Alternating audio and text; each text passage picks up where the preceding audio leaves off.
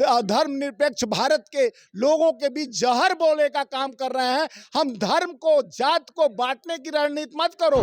देश एकता और अखंडता भाईचारे के रिश्ते से चलती है। यहाँ प्रेम और सौहार्द और मोहब्बत की दुकान खुली है। आप नफरत की बीज बोकर देश में नफरती बवार मत फैलाओ। तो देश लोकतंत्र पर चलता है। लोकतंत्र संविधान के साथ चलता है। संविधान बाबा साहब का लिखा हुआ और देश के गांधी विचार का यह देश है। ये गोडसे का देश नहीं है, राम भक्त गांधी जी का देश है। आप कितना ही देश को बांटने की कोशिश करेंगे, हम जोड़ने का हथियार लेकर चलेंगे। किसी भी देश के इंसान एक है, इंसान की जाति एक है। पहले हम इंसान हैं, बाद में जाति हैं। तो इंसान को बांटने वाली सरकार कभी इंसान की नहीं होगी। धामी जी, देश को मत, प्रदेश को बंटने मत दीजिए। देश एक है और एकता के सूत्र में जैसे हमारे पूर्वजों ने बांध के रखा है वैसे बांध के रखे रहिए। नमस्कार दोस्तों, मैं ललित चौधरी और आप देख रहे हैं पीआरबी। आपको बता दें जिस तरीके से उत्तराखंड के हल्द्वानी में भारी बवाल जारी है। लोग 300 परिवार से ज़्यादा लोग जो है पलायन कर चुके हैं। पलायन जो है काफ़ी तेज़ी से आगे बढ़ रहा है। इसी पर चर्चा करने के लिए हमारे साथ मौजूद है स्वामीनाथ जायसवाल जी। इनसे बातचीत कर लेते हैं, जानने की कोशिश करते हैं क्या इनकी प्रतिक्रिया है, क्या इनकी राय है। देखिए सीसीए जब से लाया गया है, वहाँ सरकार जब से लाई है तो तब से एक नया वहाँ पे कई तरह का भड़काऊ बात भी बोल दिया जा रहा है, जिससे लोगों को पता करना पड़े। प्रचार करो भाई कि उससे फ़ायदा क्या है और नुकसान क्या है। लोगों को जानकारी विपक्ष के लीडर को ही नहीं दिया गया फाइल पढ़ने के लिए विधानसभा में।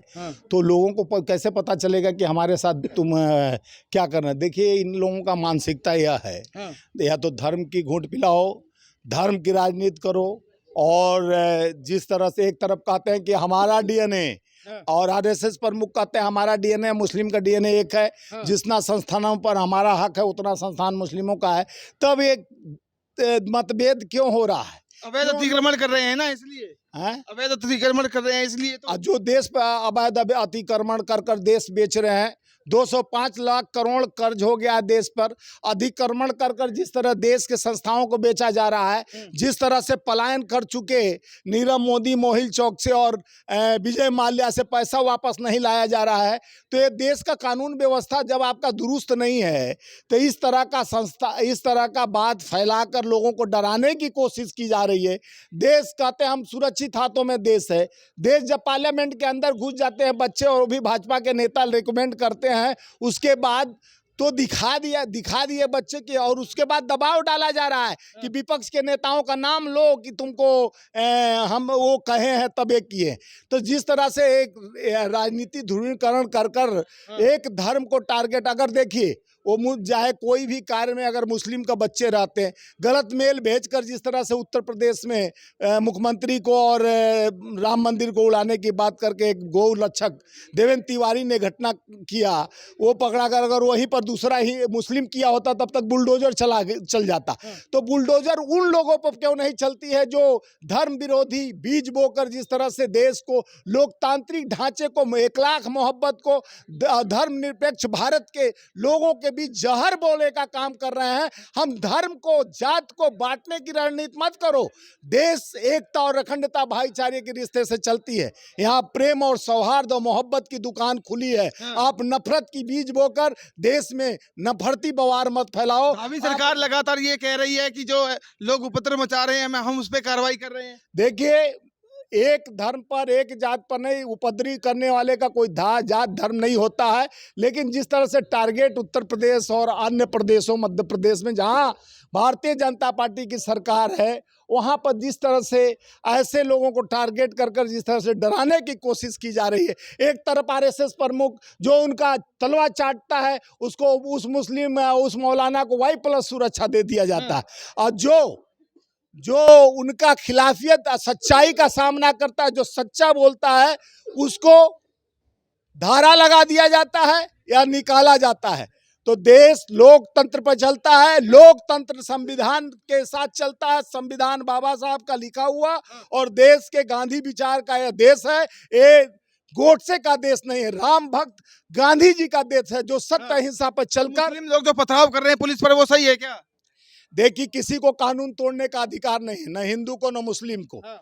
जो भी अन्याय करेगा उसके खिलाफ प्रशासन है, हाँ। लेकिन प्रशासन को चलाने वाला भी दूर आंख से देखे ना, उसको भी देखना पड़ेगा। आप क्या जो कहना चाहते हैं, पर सरकार दोहरी नीति अपना रही है? देखिए, ये पूरे भारतीय जनता पार्टी दोहरी नीति की रणनीति तैयार करके जिस हाँ। तरह से देश में जब तक 24 चुनाव आएगा, एक-एक नए-नए रणनीति तैयार लेकिन होंगे। धामी सरकार लोगों को बांटने का। धामी सरकार कह रही है कि जो देवभूमि का माहौल बिगाड़ रहे हैं हम उस पर कार्रवाई कर रहे हैं। देखिए, करे ना कार्रवाई, हाँ। लेकिन आप बक्सा नहीं करेगा निष्पक्ष होकर करें, एक ध्रुवीकरण की राजनीति ना करें। देश निष्पक्ष है, गांधी का है, सुभाष का है, भगत सिंह का है। देश हमारे वीर शहीदों के लिखी हुई खून का इतिहास है, जो 47 में आजादी दिलवाए। ये 47 का सपना दिखाने वाली सरकार, जो किसानों का हित नहीं चाहती, मजदूरों के हित नहीं चाहती, जो गरीबों के हित नहीं चाहती, महिलाओं की सुरक्षा नहीं चाहती, बड़े पूंजीपतियों का याराना दिखा दिखा कर जिस तरह से लूटा जा रहा है धर्म का अफीम पिलाकर,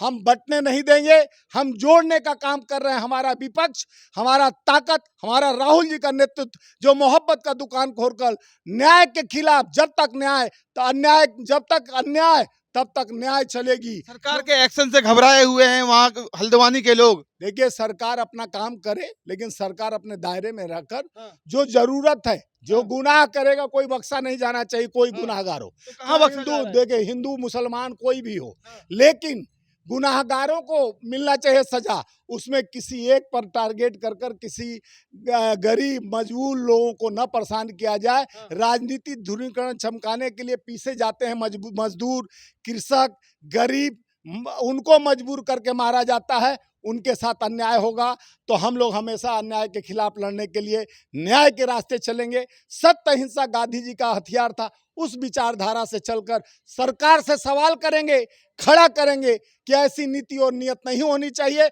जिससे देश की बदनामी हो, जात पात धर्म की राजनीति बंद किया जाए।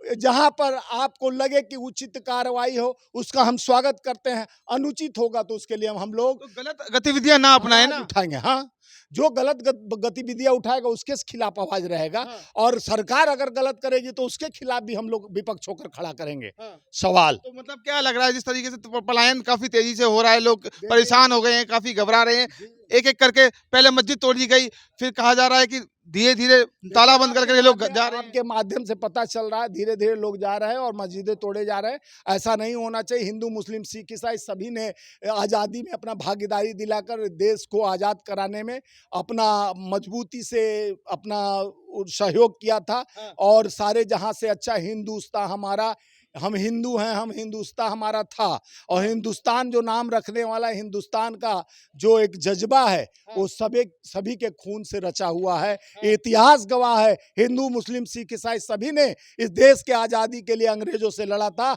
आज जिस तरह से राजनीति किया जा रहा है धर्म जाति के नाम पर तोड़ने और बांटने का, इसके खिलाफ हम खड़ा होकर अन्याय के खिलाफ लड़ेंगे। जब जब अन्याय होता है तो न्याय का धर्म हमेशा साथ देता है। जैसे कृष्ण भगवान ने कहा है, धर्म शास्त्र ईगो से चला आ रहा है। अधर्म के खिलाफ धर्म का हथियार हमेशा मजबूत होता है। सत्य कभी पराजित नहीं होता है, सत्य का विजय होगा। आप कितना ही देश को बांटने की कोशिश करेंगे, हम जोड़ने का हथियार लेकर चलेंगे। किसी भी देश के इंसान एक है, इंसान की जाति एक है। पहले हम इंसान हैं, बाद में जाति हैं। तो इंसान को बांटने वाली सरकार कभी इंसान की नहीं हो सकती। सरकार का जिस तरीके से मुस्लिमों के प्रति रवैया है, उस पर क्या लगता है आपको? दामी सरकार को वही मुस्लिम जवाब देंगे आने वाले 2024 में। जब वही मुस्लिम और हिंदू सब जवाब देंगे, क्योंकि ये रणनीति में राजनीति का जिस तरह से इन्होंने ध्रुवीकरण कर रखा है, इन्होंने देश में बांटने की कूटनीति किया है। हम इनके कूटनीति पर सवाल यही करना चाहते हैं कि देखिए धामी जी, देश को मत, प्रदेश को बंटने मत दीजिए। देश एक है और एकता के सूत्र में जैसे हमारे पूर्वजों ने बांध के रखा है वैसे बांध के रखे रहिए। और देश के हमारे नायकों ने जो शहादत दिया है, उनके शहादत को मत भूलिए। जीवन बहुत महत्वपूर्ण है। ये धर्म जाति में इंसान को मत बांटिए। हमारा हल्द्वानी जो है, चाहे उत्तराखंड देवभूमि कहा जाता है, अतिथियों को देवता माना जाता है। उस धर्म का जो प्रांगण शुरू होता है उस आंगन में ऐसा विचार नहीं होना चाहिए, नहीं तो बाद में पछताना। बिना विचारे सो करे फिर पाछे बच्चा है, बिगड़े पे गधा बने लाद लाद बने। बिना विचार का ऐसा विचार न लाया जा जो आचार भी खत्म हो और दुराचार हो। सिस्टम सही होना चाहिए, किसी के साथ अन्याय न हो। हम न्याय की लड़ाई लड़ते रहेंगे और सवाल हमारा करना विपक्ष का काम है। चाहे किसी इंसान के साथ अगर सरकार गलत काम करेगी तो हम आवाज़ उठाएंगे, चाहे किसान हो, मजदूर हो, युवा हो, बेरोजगार हो, चाहे मुसलमान हो, चाहे हिंदू हो। ठीक है, तो ये थे स्वामीनाथ जायसवाल जी जिन्होंने अपनी बातों को रखा और बताया किस प्रकार जो है धामी सरकार जो एक्शन ले रही है वो गलत ले रही है। अगर वीडियो आपको पसंद आई हो तो लाइक सब्सक्राइब से जरूर कीजिएगा। मैं ललित चौधरी, PRB से, नमस्कार।